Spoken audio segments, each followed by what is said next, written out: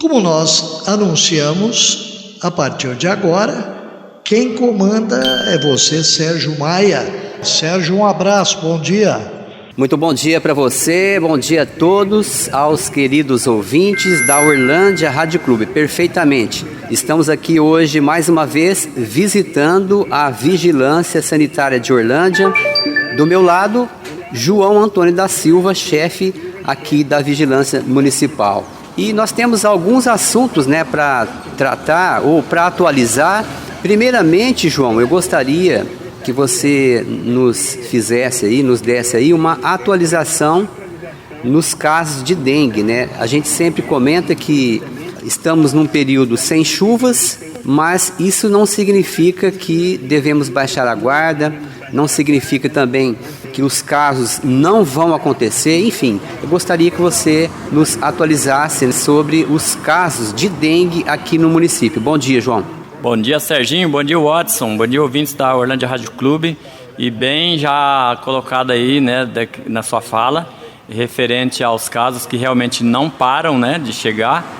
Hoje nós estamos já com 351 casos de dengue confirmados, Nós temos aí 4 resultados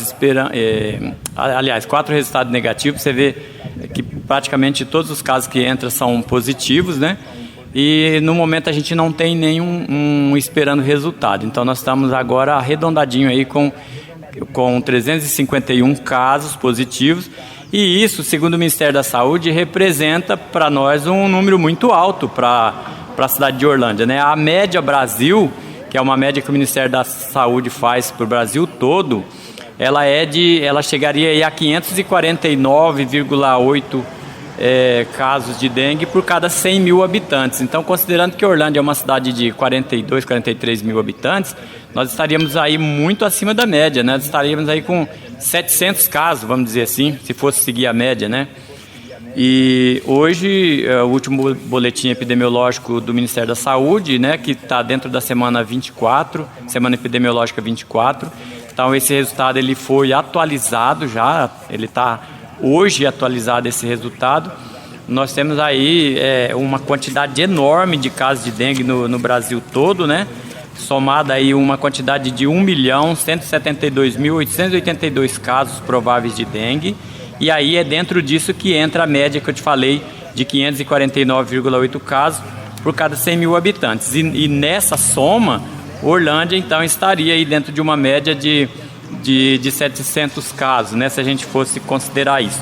É claro que tem outras regiões do país que tem uma média muito alta, Por exemplo, a dengue, nessa semana, com essa quantidade de casos aí apresentados, tem regiões que está com acima de 1.500 casos aí por 100 mil habitantes. Então, como o Brasil pega toda essa média, tem regiões que são menos, Então ele soma toda essa média e daria esse valor aí de 549,8 casos por cada 100 mil habitantes. E nós temos regiões aí, só falando rapidão aqui sobre como tá as regiões, nós temos uma incidência aí de dengue com 1.629,9 casos por 100 mil habitantes, segundo a região sul. Aliás, isso na região centro-oeste, A região centro-oeste apresentou a maior taxa de incidência. Depois a gente tem a região sul, que é até estranho, A região sul não era uma região que tinha tanto dengue. E hoje a região sul também está aí com 983,9 casos por 100 mil habitantes. O sudeste, que é a nossa região, com 440,7 casos por cada 100 mil habitantes. Então nós estamos aí abaixo dessas outras médias, E no nordeste, 284,8 casos por 100 mil habitantes. E na região norte vai caindo, 223,2 por cada 100 mil. Então, tudo isso é um apanhado geral, que o Ministério da Saúde tem, segundo as notificações do SINAM, porque todas essas notificações vão para o sistema de informação de notificação do SINAM. E então é isso que está acontecendo no Brasil. Embora a gente esteja num período seco na grande maioria do país, a dengue não para de ocorrer. A transmissão a quantidade de larvas encontradas nas residências, né? Por mais que a equipe esteja aí, inclusive fazendo intensificação nos finais de semana, em períodos de feriados, a população ainda é muito resistente. Orlândia é uma cidade com dificuldade de entrar numa grande maioria de imóveis, né? Muitos imóveis fechados, e aqueles que a equipe tem visitado, infelizmente ainda assim ocorre a incidência de criadouros dentro dessas residências. Por mais que seja falado o tempo todo, a mídia, né, falando da questão da dengue, como que a dengue nesse ano ela foi mais agressiva, né? Hoje a gente tem pessoas que contraíram dengue, pessoas aqui do meu próprio setor, que ficou muito mal durante o período crítico de dengue que ele estava, né? Então a gente percebe que a dengue ela avançou aí com sintomas muito mais agressivos do que o que vinha ocorrendo antigamente, e isso é claro que se deve ao fato de que provavelmente a gente esteja aí com outros vírus já em circulação. Acredito que principalmente o vírus tipo 2, que a gente deve estar em circulação no município, que ele tem aí uma porcentagem a mais, até para uma probabilidade da pessoa evoluir para uma dengue hemorrágica. É claro que isso ocorre por falta de quando a pessoa não faz a hidratação adequada, né? A pessoa às vezes não toma os devidos cuidados, e ela, com aquela dificuldade de tomar água, ela também não procura outros meios, né, de se hidratar. Por exemplo, quando a pessoa tem muito vômito, diarreia, perde muito líquido, e o estômago não aceita mais água e ela vai piorando, ela precisa procurar o pronto-socorro e ser hidratado de outra forma, né? Via soro, via a aplicação do soro, para que ela se hidrate e não evolua aí nesse momento para uma dengue hemorrágica, que isso ocorre num período aí no 6º, 7º dia, por exemplo, que a pessoa pensa que ela está melhorando, ela para de se hidratar e aí a pessoa evolui para uma dengue hemorrágica. Esse problema que você citou aí, quando a equipe da vigilância vai até uma residência e encontra a residência fechada, de repente porque o morador está trabalhando ou viajando ou alguma coisa nesse sentido, a vigilância fica então impedida de entrar e verificar ali os possíveis criadouros do mosquito da dengue. Como que a vigilância procede nesse caso? Existe uma possibilidade de um agendamento? O morador pode vir aqui e marcar um horário, um dia específico para que o trabalho seja feito? Com certeza, Serginho. A gente tem as duas opções. A pessoa pode vir presencial até a vigilância sanitária, localizada na Rua 1, número 12, Centro. Fica aqui em frente ao Conselho Tutelar e a Promoção Social. E ele também pode fazer esse agendamento, esse contato, através do telefone 3820-8225, para fazer esse agendamento, para que a equipe possa ir até o local. Isso pode até ser feito no final de semana. A gente tem uma equipe fazendo, principalmente no período da manhã, essas visitas, né, que é a intensificação que eu falei. Então a pessoa tem a oportunidade de, num sábado, por exemplo, aí, agendar para que a equipe vá até o local. A gente tem um maior interesse em visitar essas residências. Muitas vezes, essas residências que estão fechadas, imóveis que estão desocupados, né? Tudo isso a gente pede aí para os proprietários desses imóveis se atentar para o fato de que dentro daquele imóvel pode estar tendo um criadouro ativo, né, o tempo todo, e sem nenhuma inspeção da equipe naquele local, principalmente vasos sanitários que estão com água sem uso, né?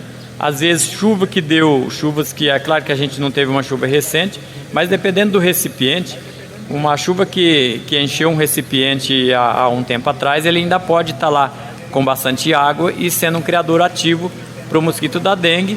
E os vizinhos desses imóveis abandonados ou fechados, esses que a gente não consegue entrar, eles que vai ter ali o problema direto na residência dele, porque assim que o mosquito sai do criador, ele vai procurar alguém para sugar, né, para poder fazer a sua fertilização dos seus ovos, para ele continuar fazendo a postura dos ovos.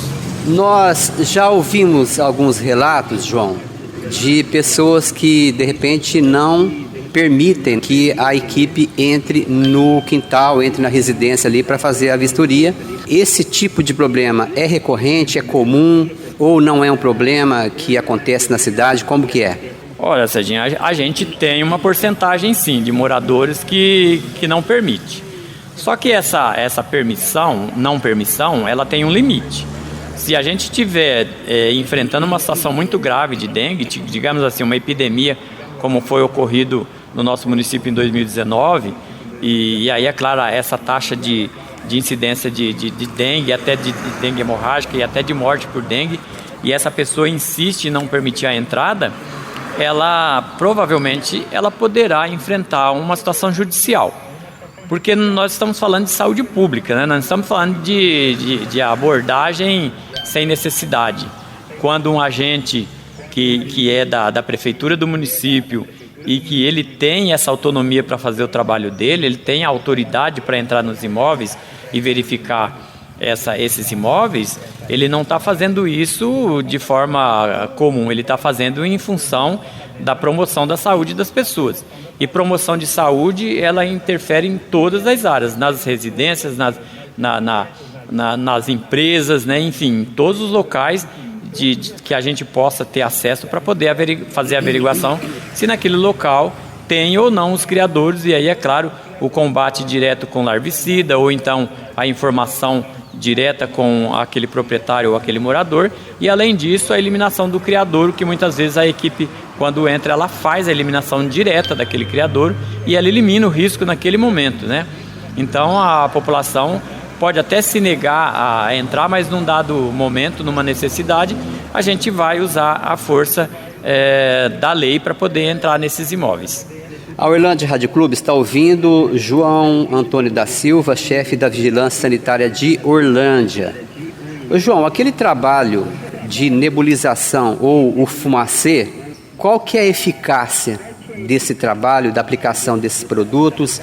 E existe um cuidado especial no momento da aplicação que o morador deve ter ali no local? Bom, começando pelo cuidado, né, que você falou, infelizmente, quando por mais que a gente oriente o morador de que ele deve abrir, de preferência até deixar o portão aberto, as janelas, as portas da residência, para que partículas desse veneno adentre, né, o seu imóvel, infelizmente muitos correm lá e fecham a porta, fecha o portão, fecha a janela, que não quer nem ver o veneno passar por perto. E na verdade ele devia fazer o contrário. Mas a eficácia do veneno, ele tem uma boa eficácia, principalmente hoje, esse veneno que é feito a frio, não é mais aquele fumacê. Tá, é uma neblina mesmo do veneno ali, sem queima, né? Que hoje a gente chama de nebulização e não mais o fumacê. Então ele tem uma eficácia, só que essa eficácia fica muito comprometida quando a gente percebe que a população entende que só o veneno resolve o problema, e só o veneno não resolve o problema. O veneno, na verdade, é um paliativo. Digamos que eu fizesse uma nebulização numa área baixa da cidade onde tem uma infestação de pernilongo muito grande. E ali é claro que aqueles pernilongos que estão voando, eu conseguiria combater uma grande quantidade daqueles pernilongos. Só que o que importa aí é o combate, a eliminação da fonte. Onde é que esses pernilongos estão proliferando? Existe alguma água parada? Existe algum lago que está ali criando? Então eu tenho que combater a fonte. Da mesma forma, a fonte está dentro das residências. A grande maioria dos criadouros do mosquito da dengue estão dentro das nossas residências. Então, por isso, atentar para esse cuidado. A nebulização tem eficácia quanto ao poder de matança que o veneno tem? Sim. Mas ela tem a capacidade de resolver isso numa porcentagem grande frente a uma quantidade de pessoas que está deixando o mosquito criar dentro de suas residências? Não. Então nós precisamos fazer as duas coisas. Até porque não é recomendado fazer uma nebulização na cidade toda sem antes fazer um trabalho com a população. Né? Nós podemos estar aí toda semana fazendo nebulização e achar que isso está resolvendo, quando na verdade não está resolvendo. Porque nós temos uma fonte de criadouros o tempo todo acontecendo, igual vem acontecendo, está achando muita larva nas residências. Né, assim, quando sai para fazer essas visitas, muitos imóveis estão com criadouros e criadouros com larvas já, o mosquito em fase de voo.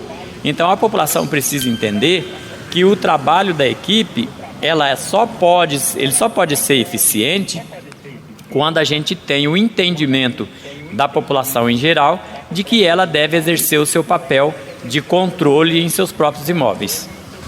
Tem um outro problema que eu também gostaria de abordar, João, que é a questão dos escorpiões. Esse problema não é de Orlândia exclusivamente. Nós sabemos que todos os municípios têm esse problema, né? A vigilância tem trabalhado no combate dos escorpiões também. Inclusive, a gente tem visto notícias em outros municípios de casos de fatalidades, né? Principalmente quando a vítima se trata de uma criança que é mais frágil e às vezes vem até a óbito. A gente está cansado de ver notícias na televisão, pela rede social, nesse sentido. Graças a Deus, em Orlândia, nós não temos tido fatalidades, mas há registros, né, de escorpiões. Inclusive, eu já relatei que eu mesmo, né, pessoalmente, já encontrei escorpião na minha residência, e eu gostaria que você explicasse também como que está a situação, como que está o trabalho, né, no combate que a vigilância faz, e como está também o que estão os registros, né, desses escorpiões aqui na cidade. Serginho, é muito bom quando você toca nesse assunto, porque o assunto escorpião ainda é um problema para muitas pessoas.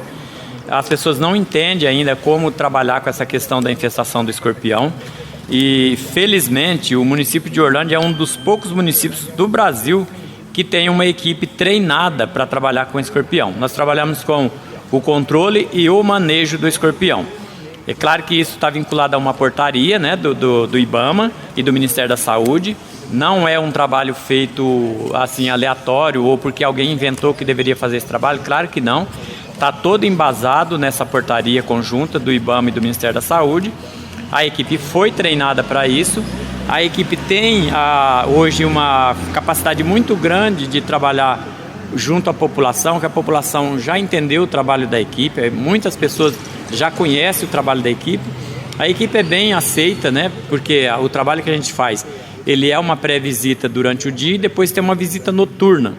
Porque essa visita noturna é a que conta, onde a equipe vai com as lanternas de luz negra para poder averiguar ponto a ponto naquele imóvel, onde já foi feita uma pré-visita no período da manhã para ver os possíveis pontos onde o escorpião esteja proliferando, e aí à noite é feita essa coleta, porque à noite ele tem um período entre 6 da tarde até às 7 e 8 horas da noite, agora que está escurecendo mais cedo, e ele sai nesse momento, né, para caçar, para se alimentar, e é nesse momento que é feita a coleta a captura desses escorpiões. É um momento importantíssimo para fazer essa vistoria e é a melhor forma de combate. Por quê?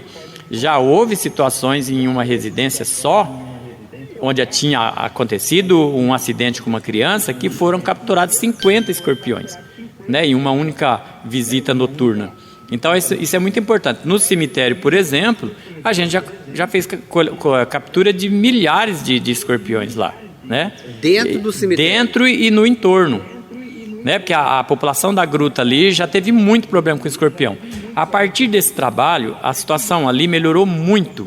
Aliás, eu acho que a cidade inteira teve uma boa melhora na questão da infestação de escorpião e principalmente no cuidado, porque antes a população achava um escorpião e já saía jogando veneno para todo lado ou contratava uma empresa para fazer, e isso é a pior coisa que se pode fazer em relação ao escorpião.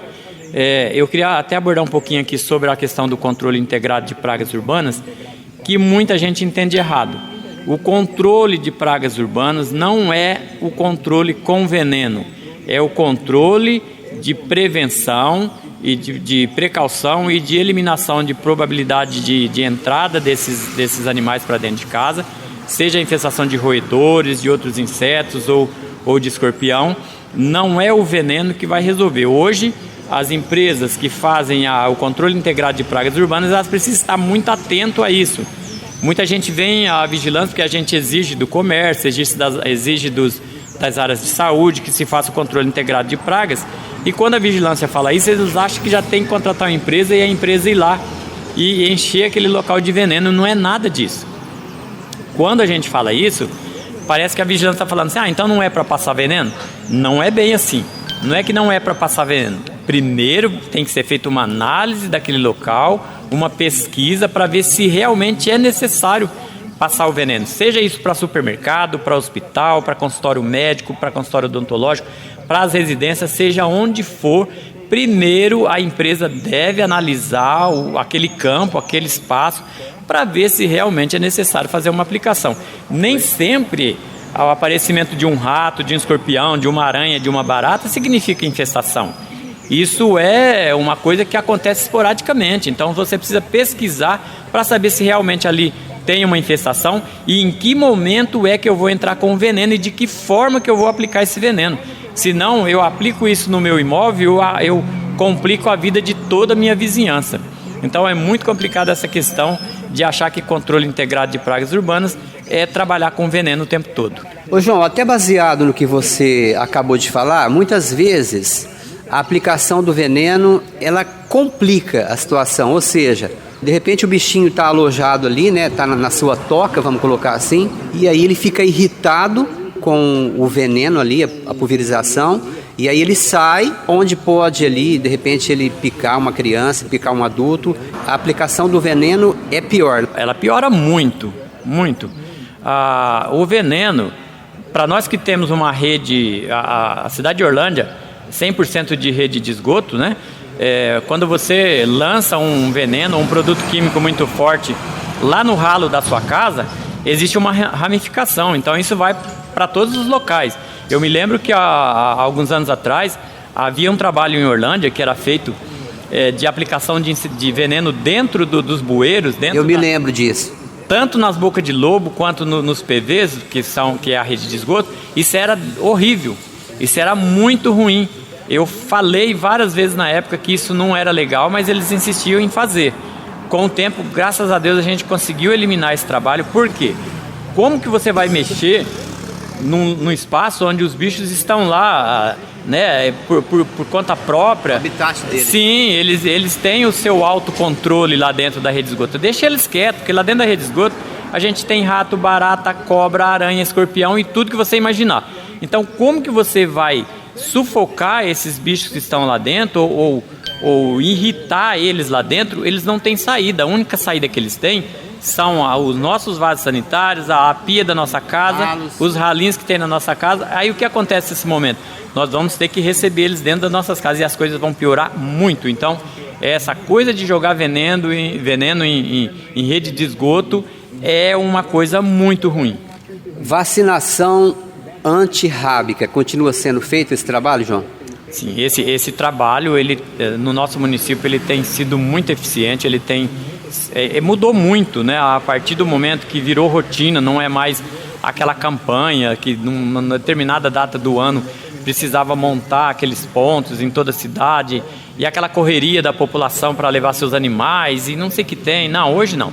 Hoje a gente tem a rotina, à medida que o Estado vai mandando as doses, a gente vai fazendo o trabalho casa a casa, porque é feito um pré-cadastro, né? Então é tranquilíssimo. Aqueles que até a gente recebe muita ligação, a pessoa falando, olha, infelizmente houve um problema, eu não vou poder estar na minha casa, eu posso reagendar? Sim, a gente reagenda, faz em um outro momento. Ficou muito bom e eu acho que foi a melhor coisa que fez até hoje em relação à vacinação antirrábica, porque a gente consegue ter uma cobertura muito mais ampla e muito mais pontual, né? Porque na época você criava um ponto lá no Jardim Santa Rita, por exemplo, e você recebia gente da Vila Bussi, porque a campanha já tinha sido feita lá, a pessoa não viu, não sabia, e levava o seu cachorro lá do outro lado da cidade. Então hoje já não tem essa correria mais. A gente faz ponto a ponto, né, em bairros, e aí o resultado é muito positivo. João Antônio da Silva, chefe da Vigilância Sanitária, falou conosco. João, muito obrigado pela participação mais uma vez. Muito obrigado mesmo pelas orientações à população de Orlândia através da URC. Obrigado e bom dia, João. Bom dia, Serginho. Eu que agradeço. Um abraço a todos. Sérgio Maia para ORC.